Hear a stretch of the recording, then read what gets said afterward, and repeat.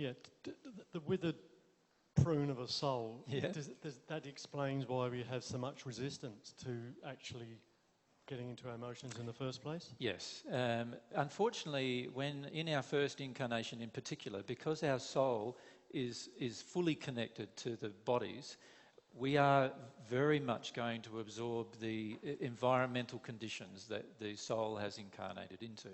And as a result of this absorption, which happens very, very rapidly, we learn to shut down emotional pathways in our soul quite rapidly. We also shut down, due to the belief systems and getting feelings of approval from parents and so forth, we shut down many of the truths that our soul could be aware of quite rapidly as it gains self-awareness. But unfortunately, even the discovery of those truths get shut down as well.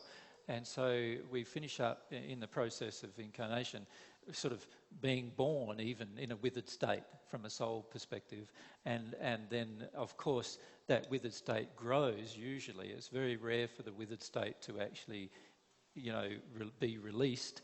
It actually usually grows as we experience. The withered state grows. In other words, our soul shrinks as our growth in the physical continues, because our environment projects more and more and more and more at us that we are still trying to maintain, and eventually we get into addictions, we start closing down desires. And in particular, the most difficult soul to help have an awareness in the spirit world is the soul that has no desires.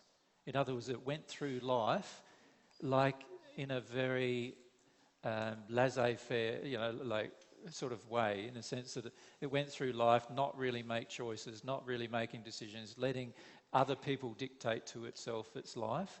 And when that kind of a person passes in the spirit world, they often have very, very little bit of soul energy. It's sometimes better on earth to exercise your soul in an actively negative way or an actively positive way. In other words, to either be hot or cold, but not to be lukewarm, because it's the people who are lukewarm that often in the spirit world take the longest to actually open up and change. Does that make sense? Yeah, thank you. So that withered state is a very hard state to even determine any truth about yourself, let alone the truth about your sexual attractions. Yeah.